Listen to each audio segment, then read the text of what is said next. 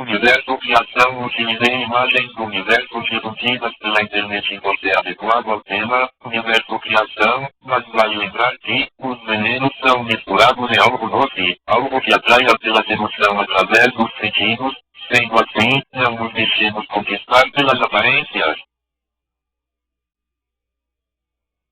Parte 1. Qual é a verdade sobre a criação? Você consegue identificar o criminoso antes de se tornar vítima? Nossos sentidos são eficazes o suficiente? Se sim, por que continuamos sendo e ou fazendo vítimas com assassinatos, roubos, calúnias, ataques de ódio, racismo, golpes físicos, emocionais e morais? E se não, o que estaria faltando? Talvez esse mundo tenha sido criado com propósitos escuros, e ainda, talvez faça parte de uma grande, ou quem sabe, da maior mentira já criada, e uma mentira vai gerando outras. Esse mundo seria um tabuleiro de jogos, em que nós decidimos desejamos participar, fomos lançados para cá, ou os males seriam inevitáveis, e ou totalmente necessários no universo. Somos ou fomos espíritos iludidos por um pacote de viagens, mas não seria nada daquilo. Apagar a memória seria parte do pacote de viagens. Os que realmente lideram o plano desse mundo seriam marmanjos, criancinhas espiritualmente. Os que se deliciam com seus conhecimentos e usam para oprimir os que não sabem, são os adoradores desse mundo e das coisas desse mundo. Você pode estar sendo enganado. Você tem coragem para reavaliar suas convicções e suas ideias? Se Deus respeita o livre-arbítrio de todos, então nos obrigaria a viver essas vidas, ou a conviver em meio a tanta confusão e enganação. A isca e o anol. Os prazeres e as sensações físicas seriam a isca, e a lei de ação e reação seria o anol? Seria esse planeta, entre outros, um cassino para as almas gastarem suas auras, que não seria uma necessidade de se encarnar, ou reencarnar do modo que alguns afirmam. Seria o oposto, seria gastação, e não a acumulação de conhecimento, seria um regresso para as almas, e não uma evolução, assim mesmo, sendo uma jogatina de um cassino. A tentação que ocorre em uma mente e corpo é a mesma que ocorre em sua mente e corpo. Será que o nível, o teor e intensidade de tentação que ocorre em alguém são os mesmos que ocorrem em você? Pois se assim não for, algo seria injusto. E se forem os mesmos, esses teores de tentação, tanto em outro quanto em você, se você resiste e não erra, ou, como dizem alguns, não peca, você então se glorificaria e o outro que não conseguiu resistir à tentação, cairia. Então viver se trata disso, um jogo de resistência, ou viver a aproveitar a vida. Mas o que há, nesse planeta, tão bom assim para se aproveitar? Digo, algo que não necessite de um sacrifício ou penurianinhos para ser concebido ou realizado.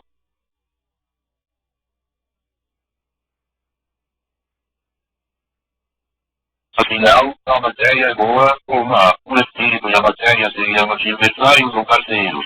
Essa necessidade de devorar, se alimentar para sobreviver, seria uma necessidade criada, inventada por Deus? Se sim, para quê? Para criar a condição ou possibilidade de haver fome, gula ou ganância. E se não foi Deus que deu forma a esse planeta, ou, mais precisamente, a esses sistemas planetários, que nossos olhos terrestres humildes conseguem visualizar através de aparelhos, mas, sim, fora criado por algo ou alguém, atrevido, que porventura tenha sequestrado ou roubado parte ou grande parte de matéria-prima divina, que, imaginemos, seria em sua essência totalmente pura, sem pretexto nenhum, mas teria sido mal utilizada. Fora assim, o co-criador desse planeta poderia ser alguém ou algo um tanto maldoso, que porventura tenha feito mau uso dessa matéria-prima divina. Mas quem? Por quê? Você gosta de poder esconder o que pensa? Imagine um lugar em que não seja possível fingir. Você se sentiria à vontade num lugar assim? Ocultar conhecimentos, o que se aprende, é para poder se sobrepor ao outro. No local onde se esconde, se causa ânsia, tristeza, frustração. Você acha essas coisas boas? Você gosta de poder enganar ou de ser enganado? Você considera estar tudo bem ou aceita, mesmo sabendo que enquanto muitos tenham trabalhado, muitos mais perdem seu estado alienando suas mentes com ideias, costumes e atos depreciativos. Isso quando não fazem ainda mais enquanto trabalham, pois levam suas obscuridades consigo mesmos, constantemente, isso é inevitável.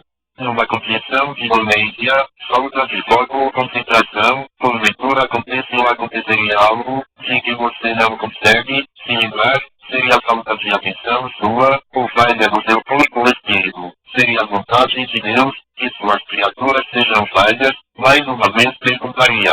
A matéria-prima seria divina, mas esse resultado que presenciamos seria obra de algo ou alguém mal intencionado.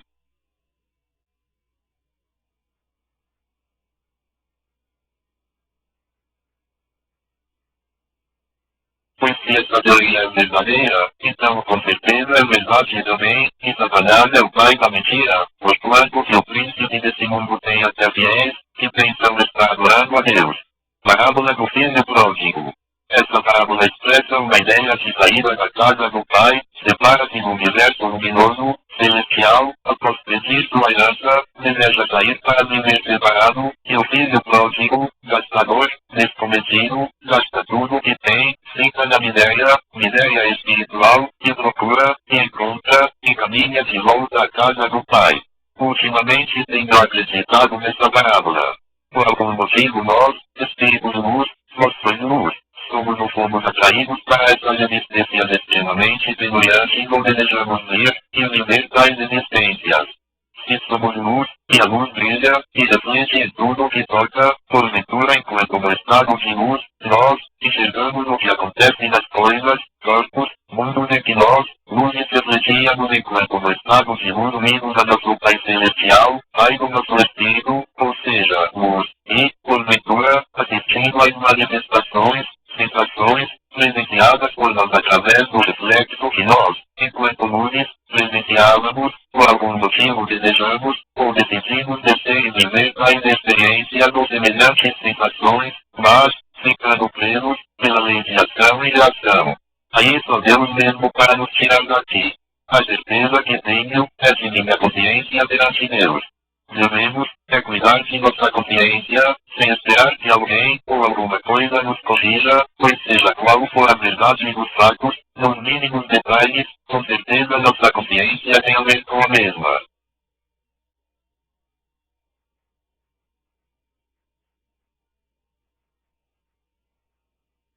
Espíritas kardecistas e afins acreditam ser necessário perecer, sofrer, resgatar, que é nada menos que a conclusão de uma vingança, e não pagamento de dívida, para aprender.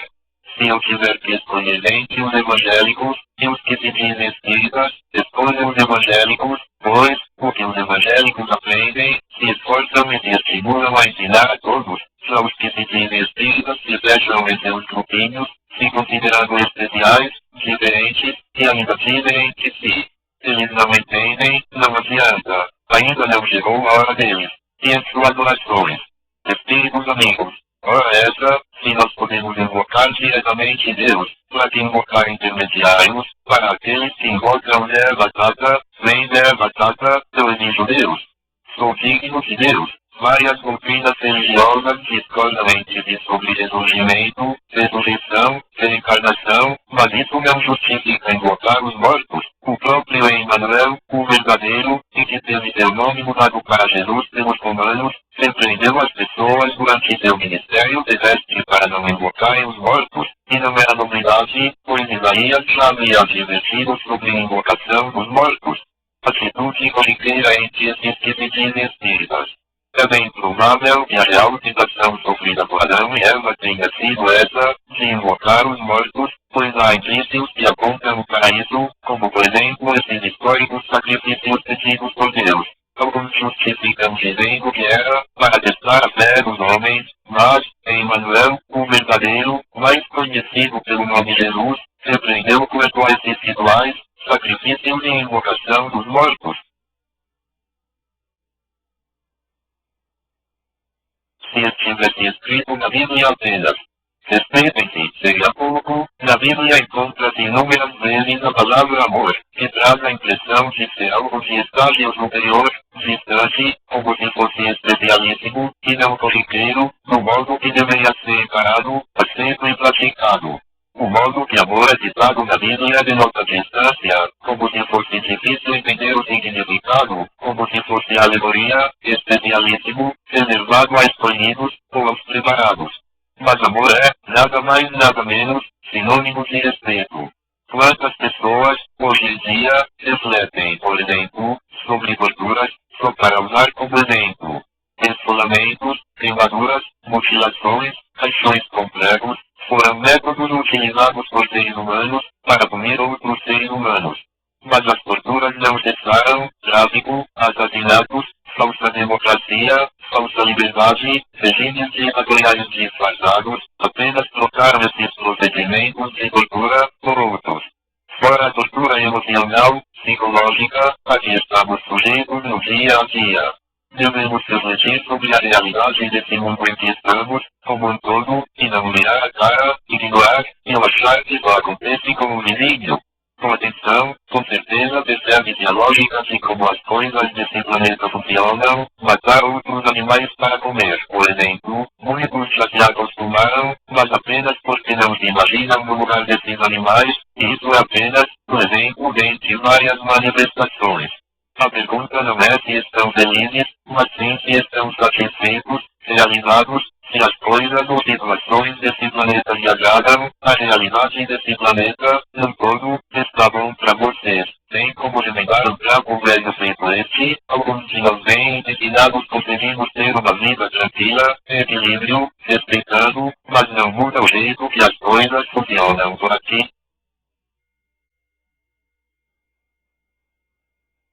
Acredito na existência de espíritos, mas não é por isso que invocarei algum deles. Defendo a ideia de que devemos invocar apenas Deus, pois somos dignos de Deus, diretamente, e não precisamos de intermediários, e também tenho a convicção de que, se não todos, a maioria desses espíritos, que são invocados por médiuns, são desencarnados e tiveram vidas ruins, use sua imaginação. Aleijados, dementes, frustrados, infelizes, invejosos, enganados e enganadores, doentes desde o nascimento, desequilibrados sexualmente, e quando desencarnam, ficam desejando tantos quanto puderem, desejando causar danos e sofrimentos, se não iguais, até piores do que os que eles sofreram, ainda mais se outrora, porventura tivermos feito algum mal a eles. Aí é que persegue mesmo, por vingança, o ato de invocar espíritos, pode fazer que os invocadores pensem estar recebendo ajuda extra, quando na realidade é o oposto, e a perdição pode ser tão grande, que porventura nem se reconheçam mais, estarão no automático, sem pensar nem agir por si mesmos. Acredito que Deus, Altíssimo, Espírito, nos usa, sendo assim, quando invocamos apenas Deus, é enviado o mais adequado para nós, e de graça, mas se nós invocarmos esse ou aquele, virá especificamente o que for invocado, sem ter certamente a mão de Deus. Por isso enfatizo. Invoquemos apenas Deus, e quando digo invocar, me refiro a meditações, pedidos e orações diretamente a Deus, sem possessão de terceiros,